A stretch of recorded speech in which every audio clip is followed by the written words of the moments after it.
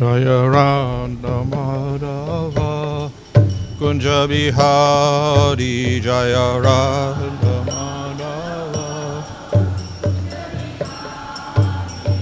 Yovijana Vallabha Girivardhari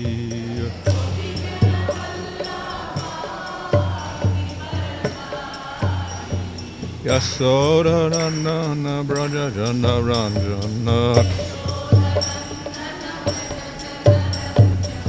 Jamuna Tiravana-chari Jamuna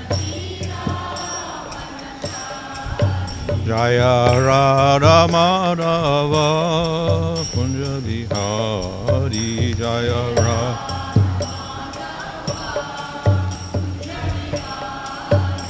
Hare Krishna Krishna Krishna Hare Hare Hare Rama Rama Rama Hare Hare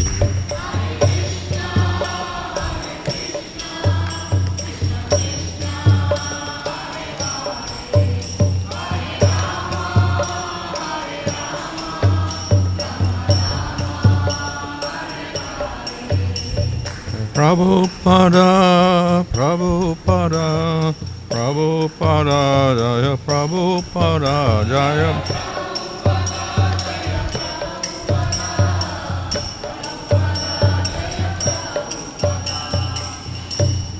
Om Shabbat Radhamaks Maharaj Jagacharya also associated with AC Bhaktivedanta Swami Srila Prabhupada Ki Jai Namacharya Haridas Thakur Ki Jai Param Sangho Sri Krishna Chaitanya Prabhu Nityananda Sri Advaita Gadadhar Shri Gaur Bhaktivinoda Ki Jai Shri Sri Radha Krishna Gopa Gopidas Shyama Kunda Radha Kunda Giri Govardhan Ki Jai Shri Vrindavan Das Ki Jai Navadapam Ki Jai Gaum Vijamana Tulsi Bhakti Devi Ki Jai Amanda Koti Vaishnava Vrinda Ki Jai Samabha Jai Go Premanandi All glories to some of the devotees All glories to some of the bodies All glories to some of the devotees All glories to Shri Guru and Shri Grung All glories to Shri Prabhupada Jai Om Namo Bhagavate Vasudevaya Om Namo Bhagavate Vasudevaya Om Namo Bhagavate Vasudevaya Namo Om Vishnupadaya Krishna Prasthaya Bhutale Shrimate Bhaktivedanta Swami Niti Namane Namaste Saraswati Deve Gauravani Pracharane Nirvashesha Shunyavadi Paschatadesha Chadane Sri Krishna Chaitanya Prabhu Nityananda Sri Advaita Gadadhar Shivasni Gaur Bhaktivinoda Hare Krishna Krishna Krishna Hare Hare Hare Rama Rama Rama Hare Hare. Reading from Srimad Bhagavatam, Canto 11, Chapter 24, verse 18. Yat upādāya pūrvas bhāvo vikurute param ādir anto yadā yasya satyam abhidhīyate.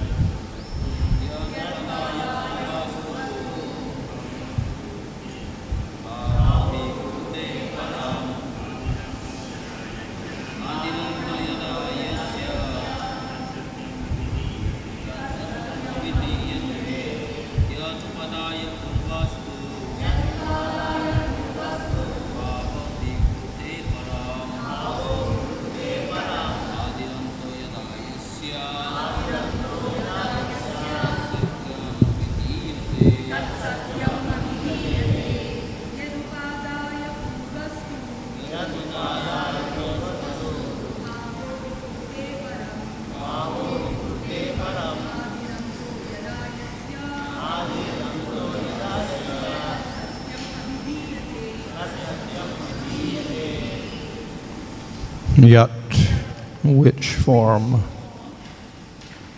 upādāya, accepting as the ingredient cause, pūrvas, previous cause, to, and bhāvaḥ, thing, vikurute, produces as transformation. Aparam, second thing, ādir, the beginning, anto, the end, yadā, when, yasya, of which, that, satyam, real, abhidhīyate, is called. Translation: a material object itself composed of an essential ingredient creates another material object through transformation. Thus, one created object becomes the cause and basis of another created object. A particular thing may thus be called real in that it possesses the basic nature of another object that constitutes its origin and final state. Purport: one may understand the purport of this verse with a simple analogy of a clay pot. A clay pot is formed from a lump of clay which is itself prepared from earth. In this case, earth is the original ingredient forming the clay lump, and the clay lump is, in a sense, the original cause of the pot. When the pot is destroyed, it will again assume the designation of clay and ultimately emerge back into the earth, its original cause. In relation to the clay pot, clay is the beginning and final state. Thus, the pot is called real, for it possesses the essential characteristics of clay, which exists before and after the existence of the functioning instrument known as the pot. Similarly, earth exists before and after the clay, and thus clay may be considered real because it possesses the essential characteristics of earth, which exists before and after the existence of clay. Similarly, earth and other elements are created from mahat-tattva, which exists before and after the existence of the elements, which may be considered real because they possess the essential characteristics of mahat-tattva. Mahat-tattva is ultimately the creation of the Supreme Personality of Godhead, cause of all causes, who exists after all is annihilated. The Absolute Truth is the Supreme Lord Himself, who, step by step, gives meaning and character to all that exists.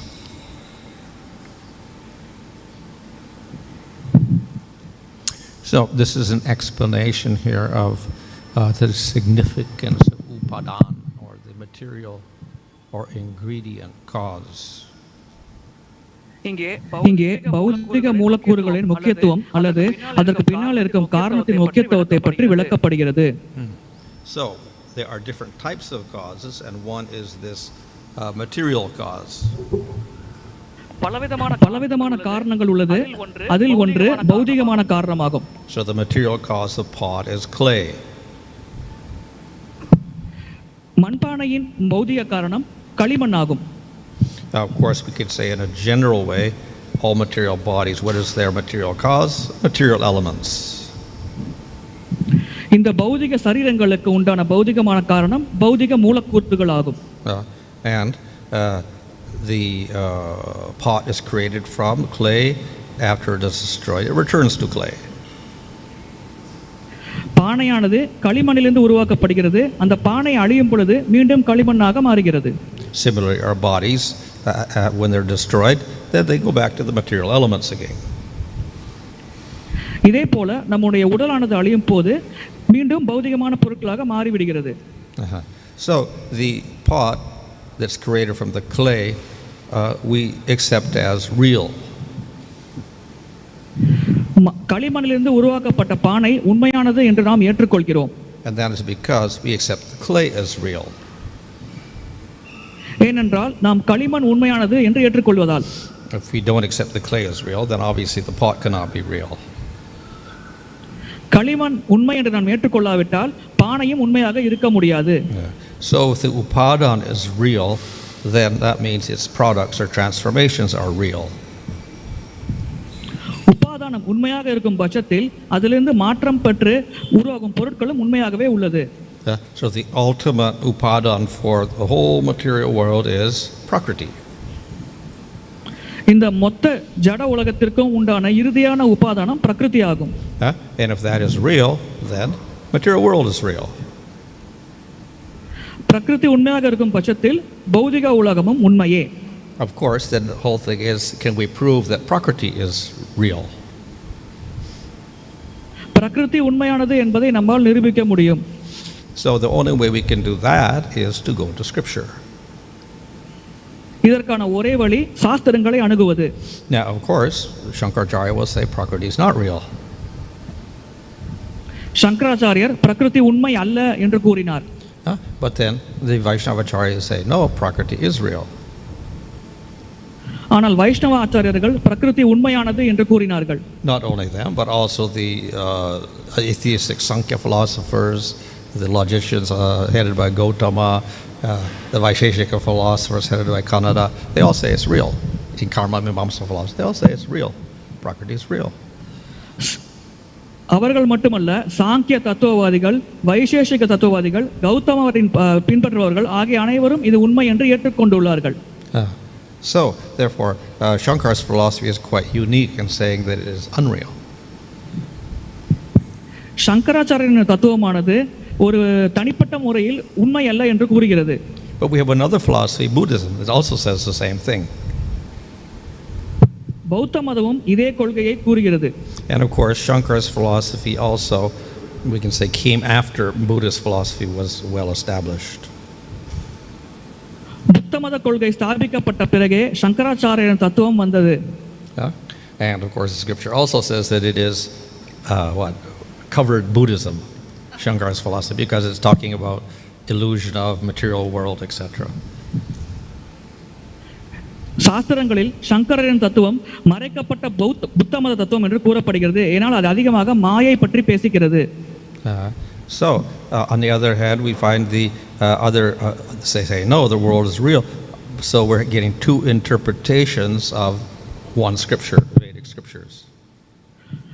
ஆனால் அதே சாஸ்திரத்தில் சில இடங்களில் உலகம் உண்மையானது என்று கூறப்படுகிறது. ஆகையால் ஒரே சாஸ்திரத்திலிருந்து நமக்கு இரண்டு வகையான முடிவுகளானது தரப்படுகிறது. So a lot of the arguments will take place over the interpretation of scripture. What does it mean? Does it mean it's illusion? Does it mean it's real? சாஸ்திரங்களை நாம் திரித்து கூறும் பொழுது பல வகையான முடிவுக்கு நம்மால் வர முடிகிறது. எது உண்மை எது பொய் என்று ஒரு குழப்பமான சூழ்நிலை நிலவுகிறது.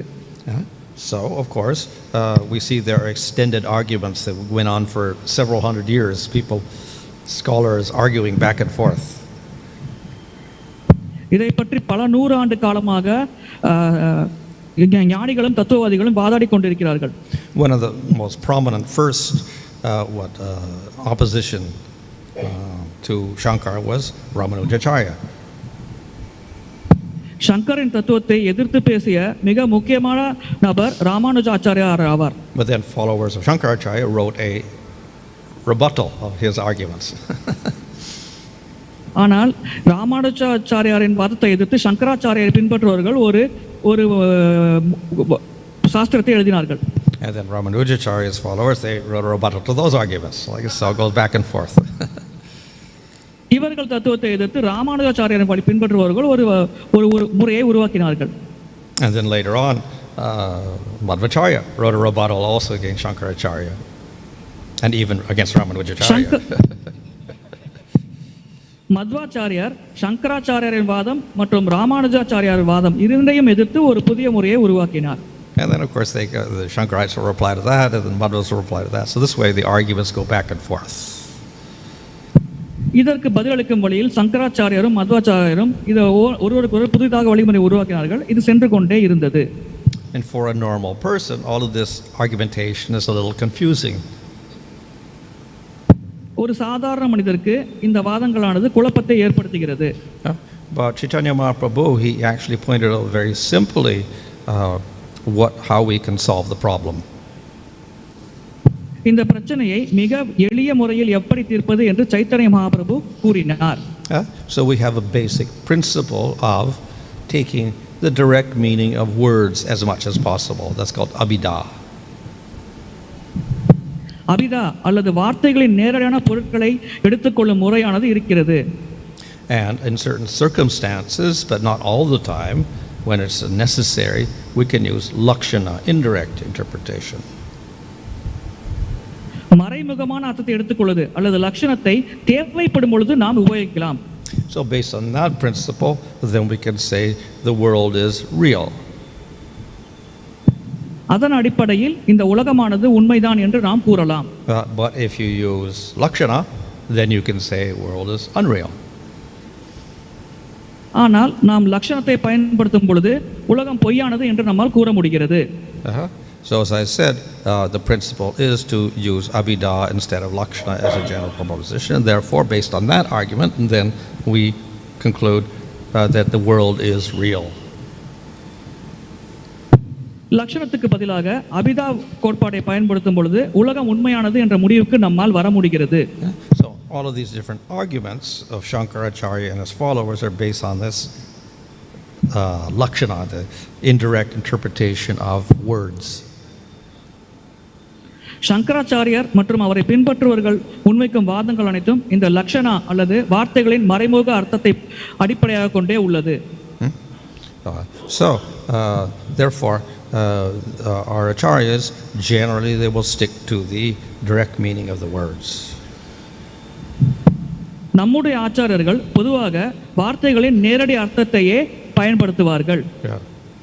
Now we will find contrary statements. ஆனால் இங்கே முரண்பாடான வாக்கியங்களையும் நம்மால் பார்க்க முடிகிறது. So even in Bhagavatam it will say material world is maya, it's illusion. It's like a dream. பாகவதத்தில் கூட பௌதிக உலகம் மாயை கற்பனையானது என்று கூறப்படுகிறது. So the Mayavadis who read Bhagavatam they say, hey, look, here it is right here. Shankara's philosophy stated in Bhagavatam. மாயாவதிகள் பாகவதத்தை படிக்கும் பொழுது இங்கே பாருங்கள் சங்கராரின் தத்துவமானது கொடுக்கப்பட்டுள்ளது என்று கூறுவார்கள். So yes, they are stated there, but then we have so many opposite statements as well. இந்த வாக்கியங்கள் பாகவதத்தில் இருப்பது உண்மைதான், ஆனால் இதற்கு எதிரான வாக்கியங்கள் பலவும் பாகவதத்தில் உள்ளது. So we have to take all the statements, not just one or two statements. நாம் ஓரிரு வாக்கியங்களை மட்டும் எடுத்துக்கொள்ள கூடாது, அனைத்து வாக்கியங்களையும் நாம் கருத்தில் கொள்ள வேண்டும். And when we see the majority of statements, then we have to interpret the other statements that are in the minority. பெரும்பாலான வாக்கியங்களை அடிப்படையிலேயே நாம் குறைவான இருந்த வாக்கியங்களின் அர்த்தத்தை புரிந்து கொள்ள வேண்டும். So this is the principle that our acharyas use in giving us the meaning of Srimad Bhagavatam. இந்த வழிமுறையை பின்பற்றித்தான் நம்முடைய ஆச்சாரியார்கள் பாகவதத்திற்கு உண்டான விளக்கத்தை நமக்கு அளித்துள்ளார்கள். But we also say that Bhagavatam is actually the conclusion of all the scriptures, including the Upanishads and Brahma Sutras, etc. Bhagavatam Upanishad மற்றும் பிரம்மசூத்திரங்கள் போன்ற அனைத்து சாஸ்திரங்களின் இறுதியான முடிவு என்றும் நாம் கூறுகிறோம். So if we use the same principle about abhidhīyate and lakshana and take the majority of the statements, then we'll get the same conclusion. நாம் அபிதா லட்சணா கோட்பாட்டை எடுத்துக்கொண்டு பெரும்பாலான வாக்கியங்களை கருத்தில் கொண்டால் கூட இதே இறுதியான முடிவுக்குத்தான் நாம் வருவோம். In this way we get, we say, a harmony between all the different scriptures. இவ்விதமாக அனைத்து வகையான சாஸ்திரங்களுக்கு இடையில் ஒரு வகையான ஒற்றுமையானது உள்ளது. And in this way we say the scripture is perfect, it's not at fault. இவ்விதமாக சாஸ்திரங்கள் பக்குவமானது, அதில் எந்த குறையும் இல்லை என்று நம்மால் கூற முடிகிறது.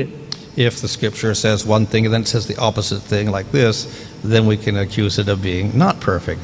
It's making contrary statements.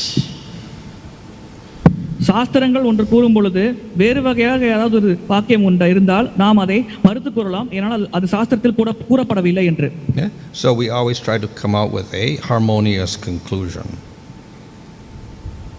ஆகையால் சாஸ்திரங்களுக்கு ஒத்துப்போகும் முடிவையே நாம் அனைவரும் ஏற்றுக்கொள்கிறோம். In pursuit of that, of course, then we have various philosophies. இவ்விதமாக இந்த முடிவிற்காக நமக்கு பல வகையான தத்துவங்களானது வழங்கப்பட்டுள்ளது. So of course now we accept the world is real, and we also accept a supreme lord is real. இந்த உலகம் உண்மையானது, பரமபுருஷ பகவான் உண்மையானவர் என்பதை நாம் ஏற்றுக்கொள்கிறோம். And the supreme lord ultimately is in control of matter.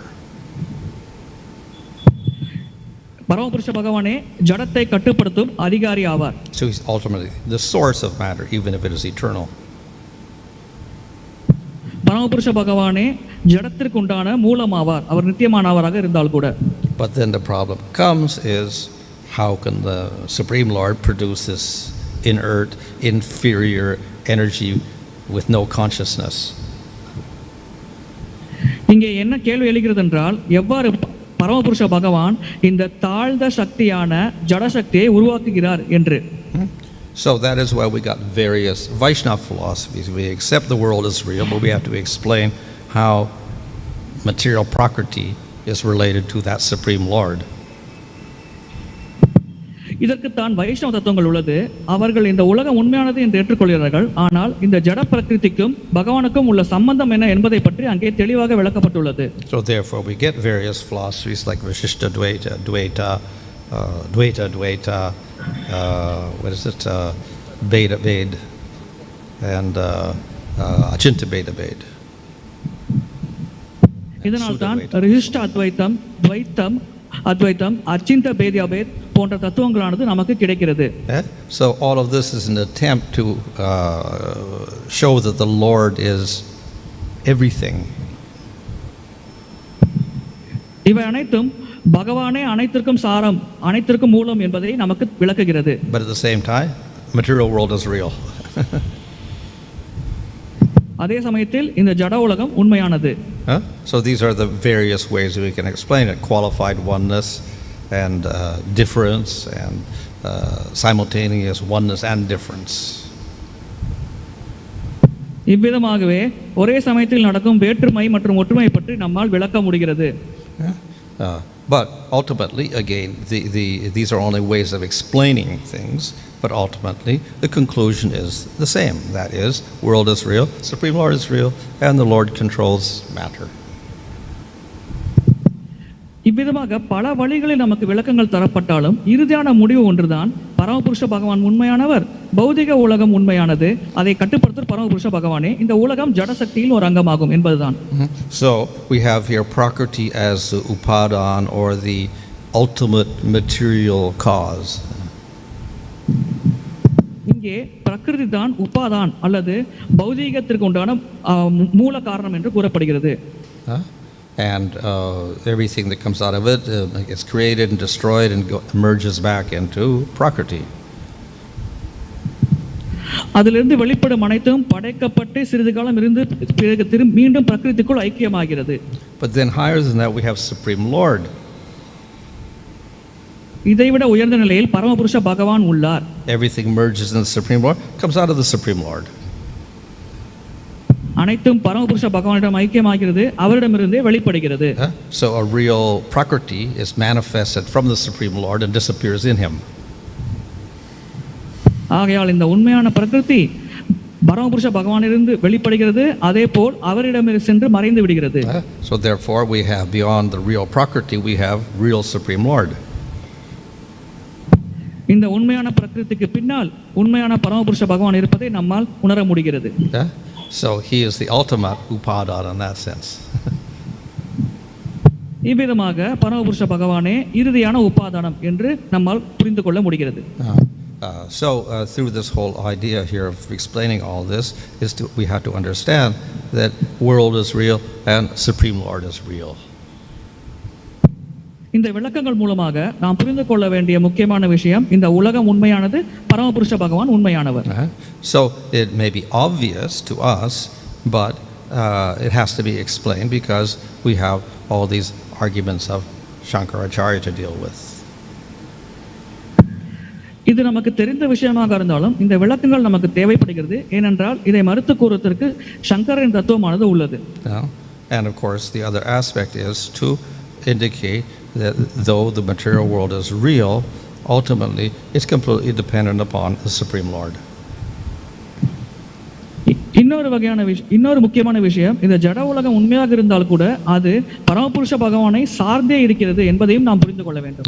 So I explained previously about the 10 principles of Bhagavatam. So the ultimate topic is asraya. முன்பாக நாம் பாகவதத்தின் 10 பிரதான தலைப்புகளை பற்றி பார்த்தோம். அதில் மிக முக்கியமான தலைப்பு ஆශ්‍රயா என்பதாகும். And all the other topics like sarga and visarga and sthana, which have been discussed here, are under that asraya. He is the supreme shelter or the supreme cause of everything. இங்கே கொடுக்கப்பட்டுள்ள மற்ற தலைப்புகள் சர்க்கம், விசர்க்கம், ஸ்தானம் போன்றவை அந்த ஆශ්‍රயா என்ற தலைப்பின் கீழ் தான் வருகிறது. பகவானே அனைத்துக்கும் மூல காரணம் என்பதை அந்த தலைப்பானது விளக்குகிறது. So in other words, all this discussion here is to merely indicate that supreme cause or the asraya. இங்கே கொடுக்கப்பட்ட விளக்கமானது ஆශ්‍රயா அல்லது பிரதானமான காரணத்தை புரிந்து கொள்வதற்காகவே கொடுக்கப்பட்டுள்ளது. This all may look a little bit philosophical. இவை தத்துவம் சார்ந்த விஷயமாக நமக்கு புலப்படலாம். But we do have to give a definition to that Supreme Lord. ஆனால் பரமபுருஷ பகவானுக்கு நாம் ஒரு வரையறையை கொடுக்க வேண்டும். And if we don't define him properly, then we can always confuse Supreme Lord with devatas or material entities. அவருக்கு நாம் சரியான வரையறை அல்லது அவருடைய பற்றி சரியாக புரிந்து கொள்ளாவிட்டால் நாம் அவரை தவறாக தேவர்களோடு அல்லது வேறு உயிர்வாளிகளோடு ஒன்று என்று நினைத்துக் கொள்ள நேரிடும். So if we want to achieve the highest goal, which is prema, then we do have to have an exact definition of Supreme Lord. நம்முடைய உயர்ந்த இலக்கான பிரேமையை அடைவதற்கு பரமபுருஷ பகவானை பற்றி தெளிவான அர்த்தத்தை நாம் புரிந்து கொள்ள வேண்டும். Now, of course, the concept of Supreme Lord has to be established, but the Bhāgavatam goes further than that. பரமபுருஷ பகவானை பற்றி விளக்கமானது ஸ்தாபிக்கப்பட வேண்டும் என்றாலும் கூட பாகவதம் அதையும் தாண்டியும் செல்கிறது. So, as Brahma Samhita says, Govinda is the cause of all causes. பிரம்ம சம்ஹிதையில் கோவிந்தரே அனைத்து காரணங்களுக்கும் காரணம் என்று கூறப்பட்டுள்ளது. So, though Mahavishnu is the cause, nimitta and upādāya for the whole of the material creation, then still Krishna is a higher cause. இந்த ஜட படைப்பு அனைத்திற்கும் மகாவிஷ்ணுவே காரணமாக இருந்தால் கூட இவரை விட உயர்ந்த காரணம் பகவான் கிருஷ்ணர் ஆவார். Of course, it's cause in a different way. அவர் வேறு ஒரு வகையில் காரணமாக இருக்கிறார். Because the forms of the Lord are all one. ஏனென்றால் பகவானின் அனைத்து ரூபங்களும் ஒன்றுதான். So there's no cause in the sense that Supreme Lord glances over Prakriti and Prakriti manifests, etc. Because all these forms are eternal. There's no, or they don't appear and disappear in the same way.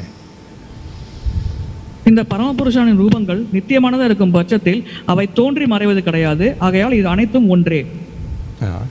But he is called cause of the other forms of the Lord because he manifests all the qualities, whereas the others do not manifest all the qualities. ஆனால் பகவான் கிருஷ்ணரே மற்ற ரூபங்களுக்கு காரணம் என்று ஏன் கூறப்படுகிறார் என்றால் பகவான் கிருஷ்ணர் தான் அனைத்து குணங்களையும் முழுமையாக வெளிப்படுத்துகிறார். மற்ற ரூபங்களில் அந்த குணங்களின் வெளிப்பாடு தன்மை குறைவாகவே உள்ளது. So therefore, because of his complete manifestation of qualities, he's put in the supreme position as the cause of all causes. அவர் அனைத்து குணங்களையும் வெளிப்படுத்தும் காரணத்தினால்தான் அவரை பரமபுருஷ பகவான் அல்லது அனைத்து காரணங்களுக்கும் காரணமானவர் என்று நாம் கூறுகிறோம். So he is not the nimitta or the upādāya for the other forms of the Lord, as we say in the material world with the Supreme Lord, but nevertheless, because he manifests all the qualities in full, then we put him in this special position. அவர் உபாதானங்கள் அல்லது இடைப்பட்ட காரணமாக இருக்க முடியாது. ஆனால் அவர் விசேஷ குணங்களை வெளிப்படுத்துவதால் அவருக்கு நாம் இந்த சிறப்பான இடத்தை தருகிறோம். So that is the ultimate purpose of the Bhāgavatam. இதுவே பாகவதத்தின் இறுதியான நோக்கமாகும். Not only to indicate Supreme Lord is supposed to matter, but also to indicate Krishna in comparison to all the other forms of the Lord. இந்த ஜடத்தோடு பரமபுருஷ பகவானை ஒப்பிட்டு புரிந்து கொள்வது மட்டுமல்ல, பகவான் கிருஷ்ணரை மற்ற விஷயங்கள் அனைத்து விஷயங்களோடு சேர்த்து அவருடைய உன்னதமான நிலையை புரிந்து கொள்வதே பாகவதத்தின் இறுதியான இலக்காகும். So, by the descriptions of the different avatars, including Garbhodakshaya Vishnu and Kshirodakshaya Vishnu and Mahavishnu, we get some understanding of the inconceivable powers of the Supreme Lord in relation to material energy. கர்ப்போதக Sai Vishnu, சிரோதக Sai Vishnu, காரணோதக Sai Vishnu போன்ற அவதாரங்களை பற்றி நாம் படிக்கும் பொழுது பகவானுடைய புரிந்து கொள்ள முடியாத சக்தியை பற்றி நம்மால் ஓரளவுக்கு புரிந்து கொள்ள முடிகிறது. But the higher purpose is to show that all of these forms are also nothing in comparison to Krishna. ஆனால் இதைவிட உயர்ந்த இலக்கு என்னவென்றால் பகவான் கிருஷ்ணரை ஒப்பிட்டு பார்க்கையில் இந்த வடிவங்கள் அதனுடைய முக்கியத்துவத்தை குறைவாகவே கொண்டுள்ளது என்பதையும் நம்மால் புரிந்து கொள்ள முடிகிறது. And thus we show that we see that in the 10th canto Krishna shows to Brahma that he is within him are millions and millions of Vishnus who are manifesting millions and millions of universes. 10வது ஸ்கந்தத்தில் பிரம்மதேவருக்கு பகவான் கிருஷ்ணர் காட்டுகிறார் அவருக்குள்ளேயே பல கோடிக்கணக்கான விஷ்ணுக்கள் இருக்கிறார்கள், அந்த விஷ்ணுக்களிடமிருந்து தான் பல வகையான பிரபஞ்சங்கள் உருவாகிறது என்று. So in other words, he has his power that he manifests is much more than any of these other forms because it includes all of the creators of universes. இவ்வாறு பிரபஞ்சத்தை படைக்கும் படைப்பாளிகள் அனைவரும் பகவான் கிருஷ்ணரிடம் இருப்பதால் கிருஷ்ணரின் சக்தியானது இவர்கள் அனைவரையும் விட உயர்ந்த சக்தி என்பதையும் நம்மால் புரிந்து கொள்ள முடிகிறது. Yet, even all that power of the Supreme Lord is not very interesting for the Supreme Lord himself. ஆனால் பகவான் கிருஷ்ணர் தன்னுடைய சக்திகளின் மேல் மிகுந்த ஆர்வம் கொண்டவராக இருப்பதில்லை. So while Brahma was looking, then suddenly it all disappeared. பிரம்மதேவர் பார்க்கும் பொழுதே அனைத்தும் திடீரென்று மறைந்து விட்டது. And then only Krishna was standing there as a small boy, 5 years old, with curd rice in his hand and his flute and his stick. அங்கே பகவான் கிருஷ்ணர் 5 வயது சிறுவன் போல் கையில் தயிர் சாதம், புல்லாங்குழல் ஆகியவற்றை ஏந்தி நின்று கொண்டிருந்தார். So higher than all the powers that he showed is his sweetness in relation to the people of Vrindavan. பகவானின் சக்திகளை விட உயர்ந்த நிலையில் இருப்பது அவருடைய இனிமை, பிருந்தாவன வாசிகளுடன் அவர் கொண்டிருந்த இனிமையான உறவு ஆகும். So the Lord does have the power, a greater power than any of the forms of the Lord, but his unique quality is his sweetness. பகவானுக்கு அனைத்து வடிவங்களையும் விட அதிகமான சக்திகள் இருந்தாலும் அவருடைய பிரதானமான தன்மை என்னவென்றால் அவர் இனிமையான லீலைகளை நடத்துவது தன்னுடைய பக்தர்களுடன். Hare Krishna.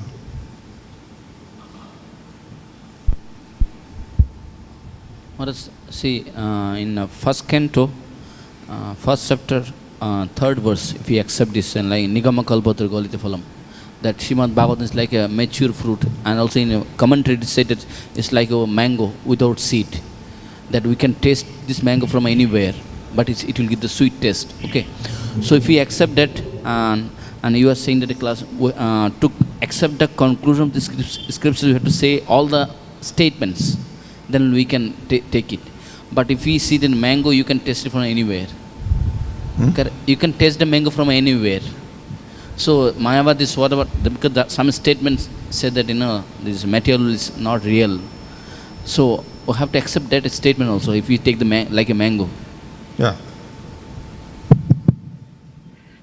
பாகவதம் ஒரு பழுத்த மாம்பழம் போன்றது, அது கொட்டை இல்லாத மாம்பழம் போன்றது என்று முதல் ஸ்கந்தத்தில் முதல் அத்தியாயத்தில் விளக்கப்பட்டுள்ளது. அவ்வாறு இருக்கையில் அதில் கூறப்பட்டுள்ள அனைத்து வாக்கியங்களும் நாம் ஏற்றுக்கொள்ளத்தான் வேண்டும். அப்பொழுது மாயாவாதிகள் கூறுவதையும் நாம் ஏற்றுக்கொள்ளத்தானே வேண்டும். So yes, for the devotees, the Bhagavatam is pure sweetness.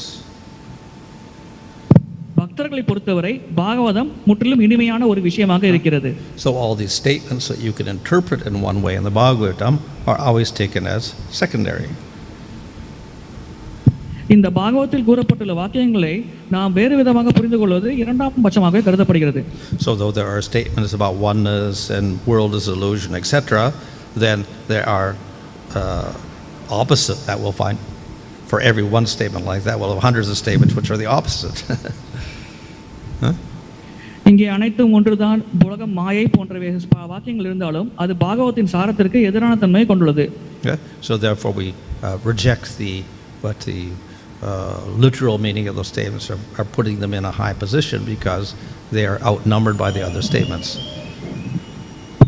இது போன்ற சில வாக்கியங்களை அர்த்தத்தை நாம் மிகவும் பெரிதாக எடுத்துக்கொள்ளக்கூடாது, ஏனென்றால் இதை விட தெளிவான அர்த்தத்தை விளக்கும் பல வாக்கியங்கள் பாகவத்தில் உள்ளது.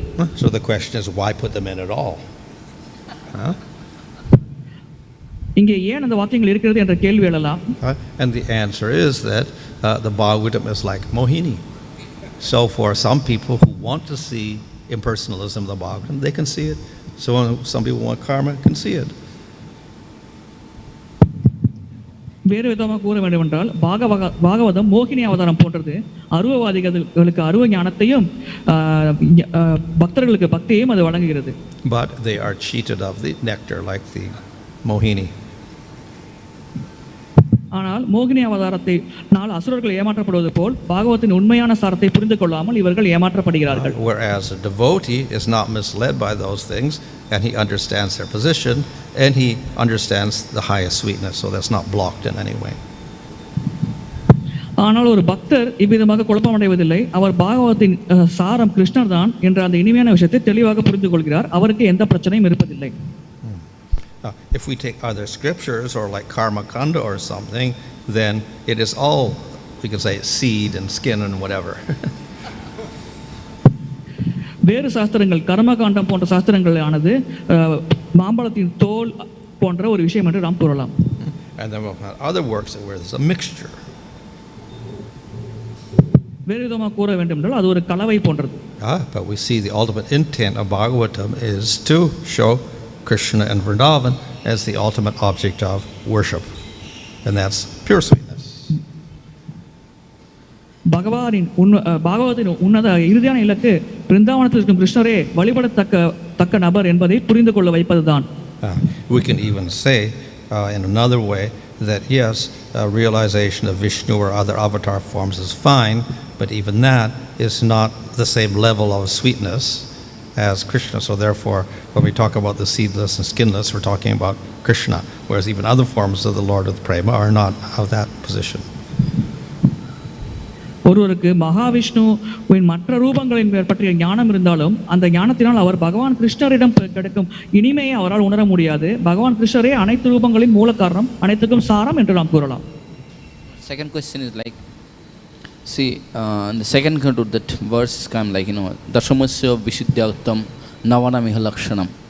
That the purpose of the 9th topic is to explain the 10 topics. Correct? That is Ashray-tattva. Correct? So sometimes you see in the Srimad Bhagavatam, even, different avatars when it's mentioning, even sometimes it seems that they work independently and emphasis on the different kind, worship of the different kind of avatars. Like in Nrsimha, when you see the glorification of Nrsimha, the Prahlad, the way he glorifies, it's like it's not mean that, by studying that section that, that it will lead to the Krishna. It doesn't mean like this sometimes. Oh, Nrsimha the Supreme Man, he is a wonderful form, Udbhuta form, that we should worship him. But the purpose of Nrsimha is that to lead to the 10th topic, that Ashray-tattva, Krishna. So how to understand this? பாகவத்தில் உள்ள 9 கண்டங்களும் 10வது ஸ்கந்தத்தை புரிந்து கொள்வதற்காகவே உள்ளது என்பதை நாம் கேட்டுக்கொள்கிறோம். அவ்வாறு இருக்கையில் 7வது ஸ்கந்தத்தில் நரசிம்ம தேவரை பற்றி விளக்கமானது இருக்கிறது. எவ்வாறு இந்த நரசிம்ம தேவரை பற்றி விளக்கமானது பகவான் கிருஷ்ணரிடம் நம்மை அழைத்து செல்கிறது என்பதை தயவு செய்து விளக்குங்கள். Well, just as some people will get misled by the Bhagavatam, like Mohini, and do karma yoga or jnana or whatever. So similarly, you can even get attracted to Nrsimhadev or Rama or anybody else in the Bhagavatam as well. But if we're following the Bhagavatam exactly, they will understand that even that is secondary to Krishna. Yeah, because the basic statement is Krishna's tu Bhagavan Swayam. So we have to have the proper understanding, and then we understand the relationship of the other forms to Krishna. எவ்வாறு மோகினி அவதாரம் மற்றும் நரசிம்ம அவதாரம் போன்ற அவதாரங்களை பார்க்கும் பொழுது நாம் சிலர் அவர்களே முதன்மையானவர்கள் நினைப்பார்கள். அதே போல பாகவத்தில் இந்த முதல் 9 ஸ்கந்தங்களை படிக்கும் பொழுது சிலர் இவர்களே இறுதியான இலக்கு என்று குழம்பி போகலாம். ஆனால் நீங்கள் பாகவத்தின் ஒரு வாக்கியத்தை பிரதானமாக மனதில் கொள்ள வேண்டும். கிருஷ்ணஸ்து பகவான் ஸ்வயம். இதிலிருந்து நாம் என்ன புரிந்து கொள்கிறோம் என்றால் கிருஷ்ணரே அனைத்திற்கும் மூலம், அவரே ஸ்வயம் பகவான் என்று கூறப்படுகிறது.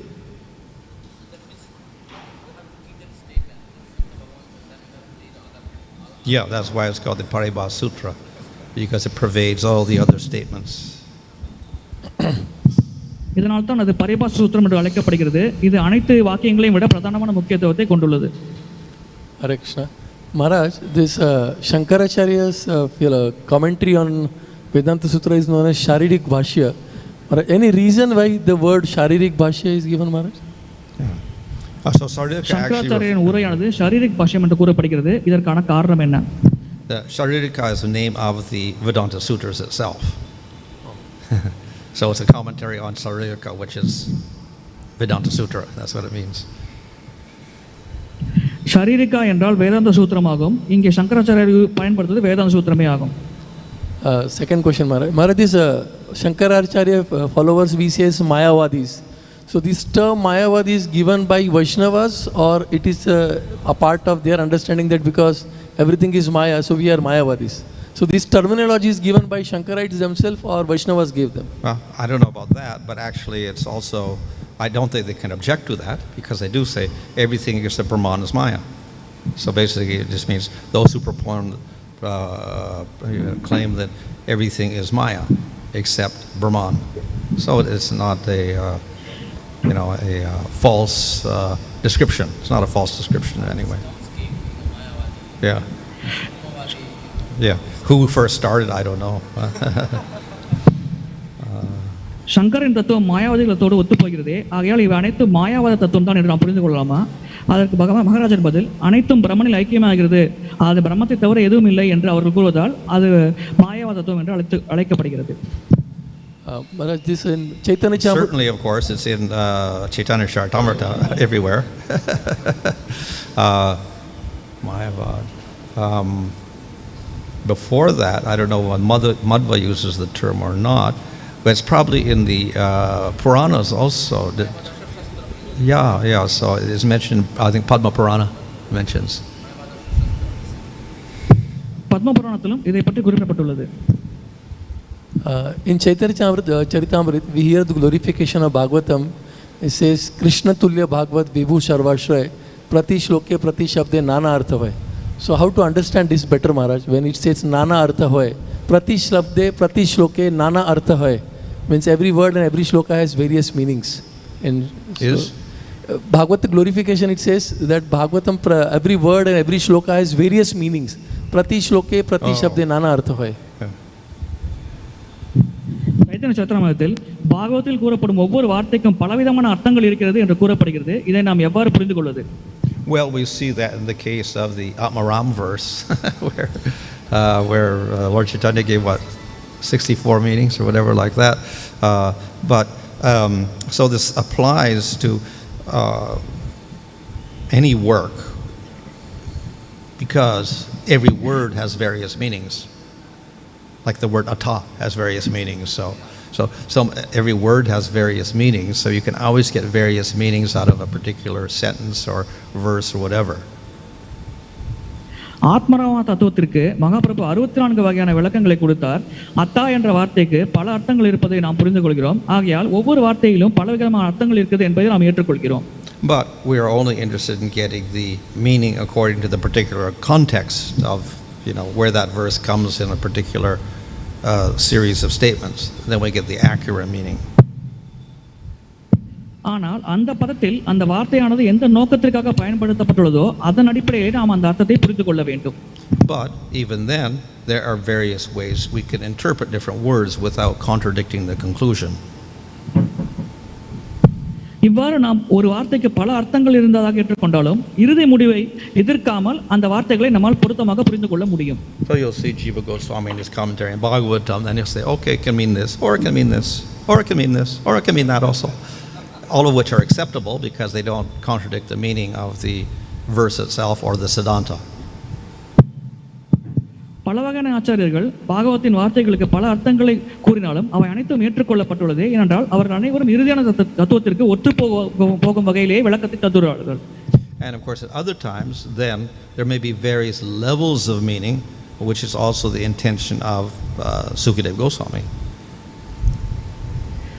வேறு சில சமயங்களில் அந்த அர்த்தத்தின் நிலைகளானது வெவ்வேறு நிலைகளில் வெளிப்படும். இதுவே சுகதேவ கோஸ்வாமியின் இலக்காக இருந்தது. So therefore, when Krishna writes the message to the gopis and Uddhava delivers it, or when he speaks to the gopis in Kurukshetra, then those statements have one meaning on the surface, and then they have another meaning, more esoteric meaning, meant for the gopis. இதனால் தான்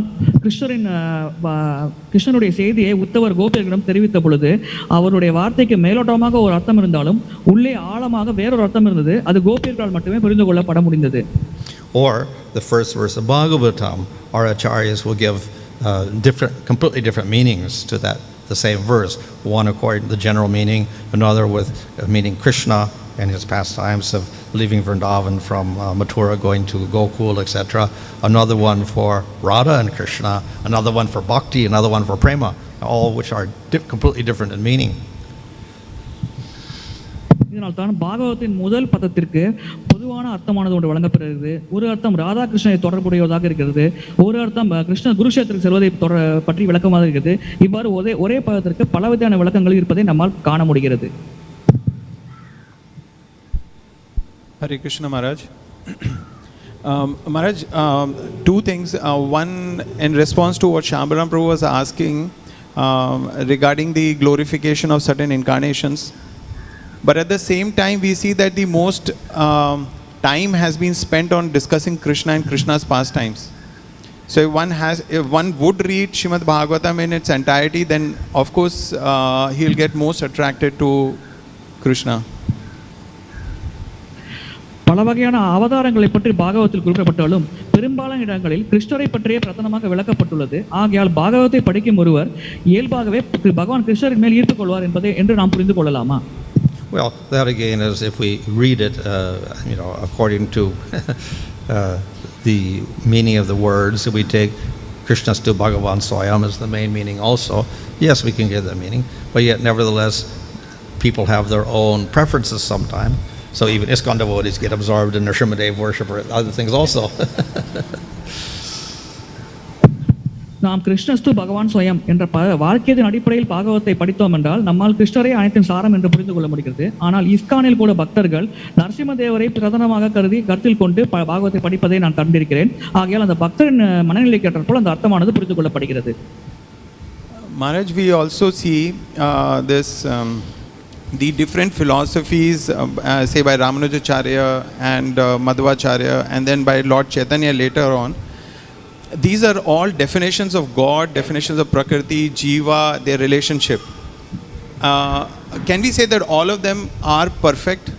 Of course, there are gradations in perfection, and we say that the explanation by Chaitanya Mahaprabhu is most complete. But by following Sripad Ramanujacharya's philosophy and Madhvacharya's philosophy, devotees have gone back to the spiritual world.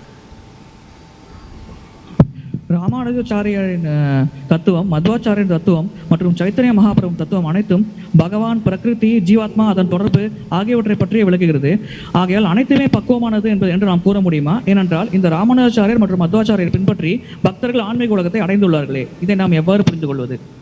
So in terms of defining the various things like Prakriti and Ishvara, Supreme Lord, and Jiva, they're all the same.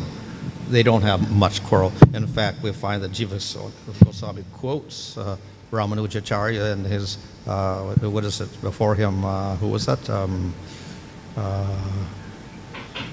Jamatra Muni, I think it was. Jamatra Muni, who's quoted by Jamunacharya. So in giving definition of Jiva, etc.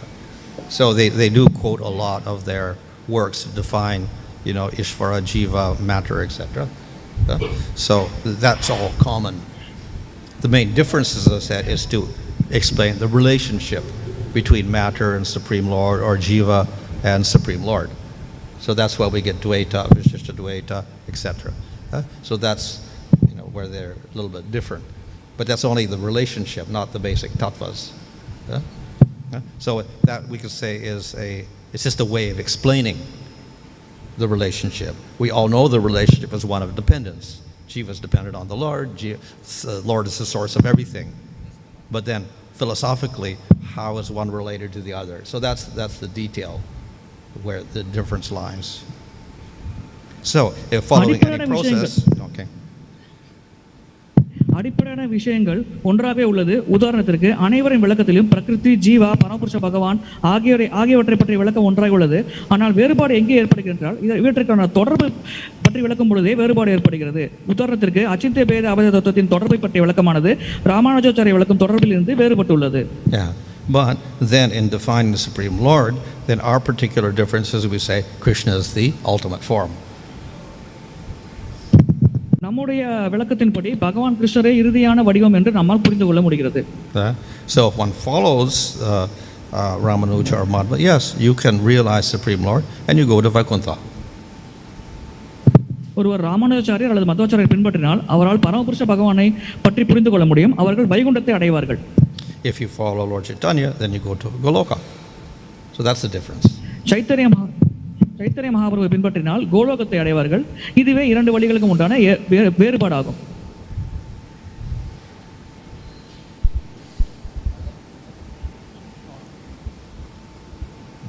Hare Krishna Maharaj. So in yesterday's class we discussed nimitta and upāda. So nimitta and upāda. You said no, like Advaita Charya is upādakas, Mahavishnu is nimittakas. Yeah. So in today's class everything is upāda, Mahavishnu is upāda, Prakriti is upāda, you are saying. So then what is nimitta? நேற்றைய வகுப்பில் நிமித்தா மற்றும் உபாதா காரணத்தை பற்றி நீங்கள் விளக்கினீர்கள். இன்றைய வகுப்பில் அனைத்தும் உபாதா காரணத்தை பற்றி இருக்கிறது. அப்பொழுது நிமித்தா என்றால் என்ன என்று நம்மால் எப்படி புரிந்து கொள்ள முடியும்? Well, in normal terms, the nimitta is the indirect cause, not the material cause. So clay is the upadan, or the material cause of the pot. But then the potter is the nimitta. நிமித்தா என்பது மறைமுகமான காரணமாகும். மண்பானைக்கு நேரடியான காரணம் மண்தான், ஆனால் மறைமுக காரணம் பானை செய்யும் புயவன். So he's a cause, but very distinct from clay, which is the material cause. ஆகையால் நிமித்த காரணமானது பௌதிக காரணமான மண்ணை விட வேறுபட்டதாகும். So Prakriti is the upadan or material cause of everything in the material world. பிரகிருதியே ஜட உலகில் உள்ள அனைத்திற்கும் உபாதான் அல்லது பௌதிக காரணமாக இருக்கிறது. But Mahavishnu is the nimitta, because without his glance, Prakriti doesn't do anything. ஆனால் மகாவிஷ்ணுவே நிமித்த காரணமாவார். ஏனென்றால் அவருடைய பார்வையை செலுத்தாமல் பிரகிருதியால் செயல்பட முடியாது. So it is relative. So when Prakriti is upāda, Mahavishnu is nimitta. Then Krishna is nimitta, Mahavishnu is upāda. Is it relative? Yeah. Well, we don't usually use these terms in relation to Supreme Lord because he's actually one entity with no cause and effect. But it's a similar type of relationship in that he is the cause of everything. ஆகையால் பிரகிருதி உபாதமாக இருக்கும்போது மகாவிஷ்ணு நிமித்த காரணமாக இருக்கிறார். மகாவிஷ்ணு உபாதா காரணமாக இருக்கும்போது பகவான் கிருஷ்ணன் நிமித்த காரணமாக இருக்கிறார். ஆகையால் இது ஒன்றுக்கொன்று சார்புடையது என்று நாம் எடுத்துக்கொள்ளலாமா? அதற்கு மகாராஜன் பதில், பகவான் கிருஷ்ணரை நாம் இதற்குள் கொண்டு வருவதில்லை. ஏனென்றால் அவர் பரமபுருஷ பகவான், அவர் இவற்றிலிருந்து விலகியே இருக்கிறார். One more question, Maharaj. So from Krishna knowledge forgetfulness comes. No, what is the use of forgetfulness? Why does it exist? We read, we forget everything, so we are unable to remember. Why Lord creates forgetfulness? ஞானம் மற்றும் மறதியானது பகவான் கிருஷ்ணரிடமிருந்து வருகிறது. அவ்வாறு இருக்கையில் நாம் சாஸ்திரங்களை படிக்கிறோம், புரிந்து கொள்கிறோம், மறந்தும் போகிறோம். மறதியானதை ஏன் பகவான் கிருஷ்ணர் கொடுக்கிறார்? அதனுடைய இலக்கு என்ன?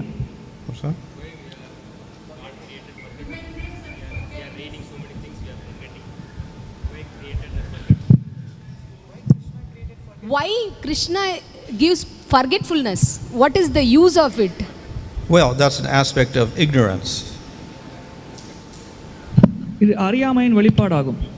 And we know that the jiva, because he's tashta, can fall into ignorance, which means he'll forget everything. ஜீவாத்மா ததாச சக்தி நிலையில் இருப்பதால் அது அறியாமையில் வீழ்ச்சி அடையலாம். அதுக்கே சுதந்திரமானது வழங்கப்பட்டுள்ளது. So it is, we can say, part of his nature or his ability to forget things, but he doesn't have to forget also. So therefore we have jivas in the spiritual world, no forgetfulness. ஜீவாத்மாவின் இயல்பு மறதி என்றாலும் கூட அந்த ஜீவாத்மா மறந்தே தீர வேண்டும் என்ற கட்டாயம் இல்லை. உதாரணத்திற்கு ஆன்மீக உலகில் இருக்கும் ஜீவாத்மாக்கள் பகவானை எப்பொழுதுமே மறப்பதில்லை. But we have jivas in the material world, yes, they forget. ஆனால் பௌதிக உலகத்தில் உள்ள ஜீவாத்மாக்கள் பகவானை மறக்கிறார்கள்.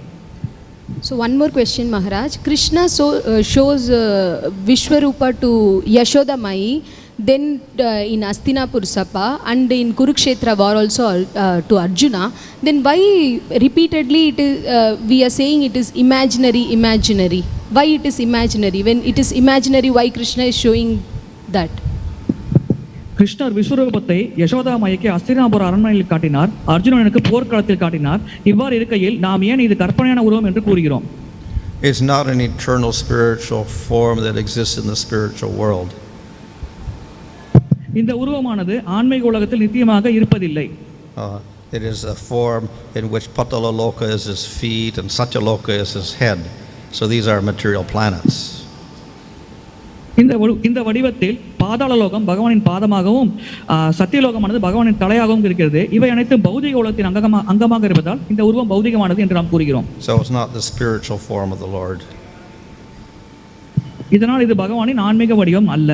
So it is not imaginary, it is temporary, right? Yeah. Thank you. Hare Krishna. எனவே இது கற்பனையானதல்ல, தற்காலிகமானது என்று நாம் புரிந்து கொள்ளலாம்.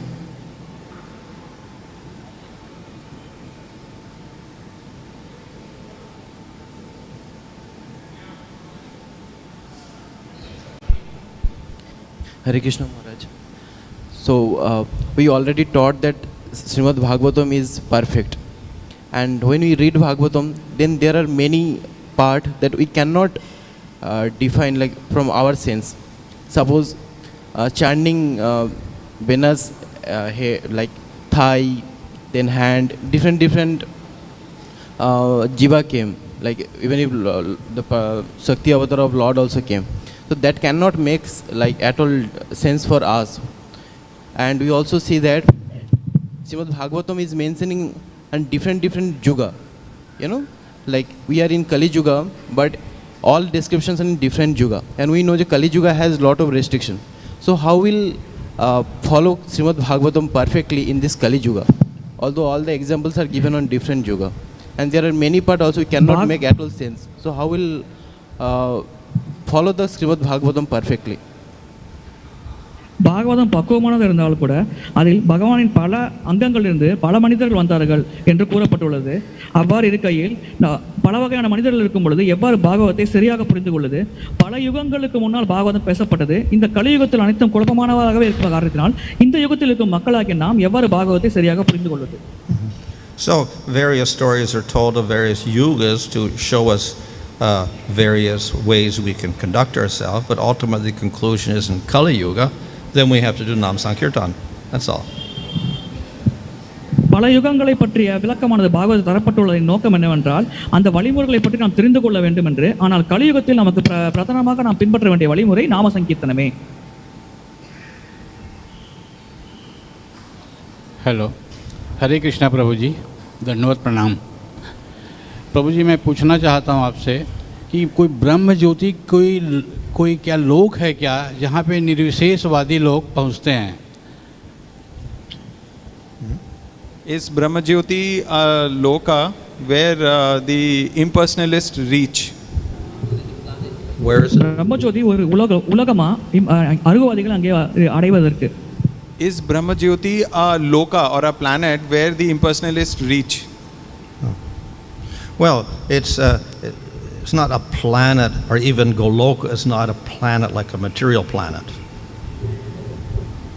பிரம்மஜோதி ஒரு கிரகம், பௌதிக கிரகம் அல்ல. ஏன் கோலோக விருந்தாவனம் கூட பௌதிகமான கிரகத்தை போன்ற ஒன்றல்ல. It's all spiritual, so it's beyond time and space. அவை அனைத்தும் ஆன்மீகமயமானவே. ஆகவே அவை காலம் மற்றும் இடத்தின் தாக்கத்திற்கு உட்படாமல் அதை விட தாண்டிய நிலையில் உள்ளது. So we can't think of Brahma Jyoti as one little blob up there in the sky floating around. It's spiritual, so it's not limited like that. ஆகையால் பிரம்மஜோதி வானத்தில் இருக்கும் ஒரு மேகத்தை போன்றது என்று நம்மால் புரிந்து கொள்ள முடியாது. அது ஆன்மீகமயமானது, அளவிட முடியாதது. We could say more or less it's a situation or a condition. அது ஒரு சூழ்நிலை என்று நாம் கூறலாம். So it is beyond material world and its limitation of time and space. அது பௌதிக உலகத்தில் இருக்கும் காலம் மற்றும் இடத்திற்கு வரையறைக்கு அப்பாற்பட்டது. And we could say it is distinct from the Lord because it does not manifest any form or qualities.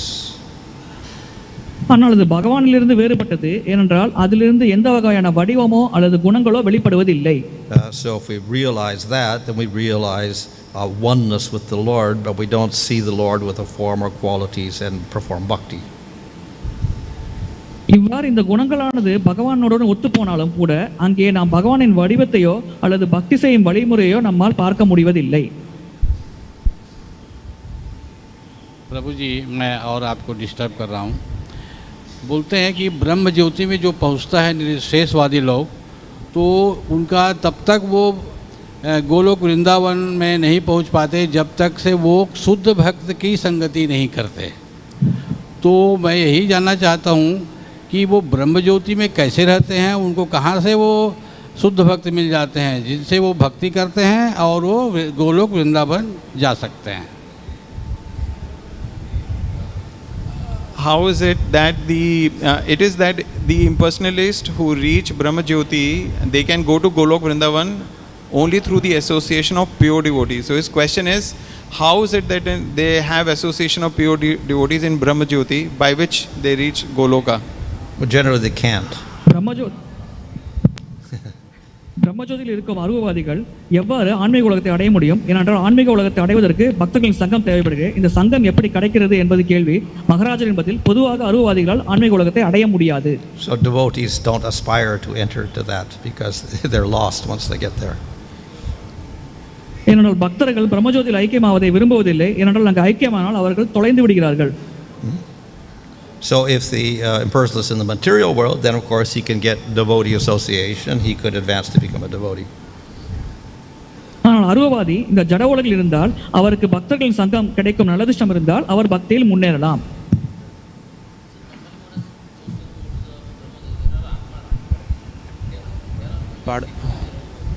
Yeah. Pardon me if I ask any wrong question, but my question is, if Bhagavad Gita is sufficient to clarify all the doubts, is it necessary to study all the other books, Bhagavatam, everything? If Bhagavad Gita can clarify... அனைத்து சந்தேகங்களையும் பகவத்கீதை தீர்க்கும் என்றால் நாம் ஏன் பிற சாஸ்திரங்களையும் படிக்க வேண்டும், பாகவதம் போன்ற சாஸ்திரங்களை? So generally we take these both works. We take the Bhagavad Gita to give us the basic conclusions, and we go to Bhagavatam because there we learn more about Krishna. நாம் பொதுவாக இரண்டையுமே படிக்கிறோம், ஏனென்றால் அடிப்படையான கொள்கைகளை பகவத்கீதையிலிருந்து படிக்கிறோம். ஆனால் பாகவத்தில் பகவானை கிருஷ்ணரை பற்றிய விரிவான தகவல் உள்ளது, அதனால் அதையும் படிக்கிறோம்.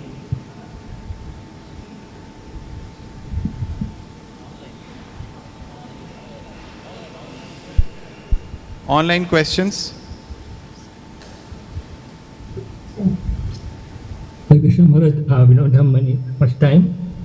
Just one question here, that in the Bhajagovindam, Shankaracharya says that no rules of grammar can save you at the time of death except the name of Govinda. He wants an explanation on this. பஜகோவிந்தத்தில் சங்கராச்சாரியர் கூறுகிறார், உங்களுடைய இறுதி தருணத்தில் எந்த வழிமுறையும் உங்களை காப்பாற்றாது, பகவானின் நாமம் மட்டுமே காப்பாற்றும் என்று கூறுகிறார். இதை எவ்வாறு புரிந்து கொள்வது?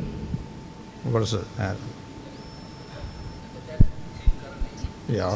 That he is asking that, saying that, and he was dramatically he's asking the next. Of course, the one question is, did he actually write that? That's one thing. உண்மையில் அவர் எழுதினாரா என்ற ஒரு கேள்வியும் இருக்கிறது. So we have many works attributed to Shankaracharya, including that, and I think there's something praises of Durga Devi and other things as well. ஆனால் நாம் சங்கராச்சாரியர் எழுதும் பல உரைகளை பார்த்திருக்கிறோம், அதில் தேவி அல்லது பராசக்தியை பற்றிய விளக்கங்களும் தரப்பட்டுள்ளது. So far, as far as us, yes, if he praises Krishna, that's good.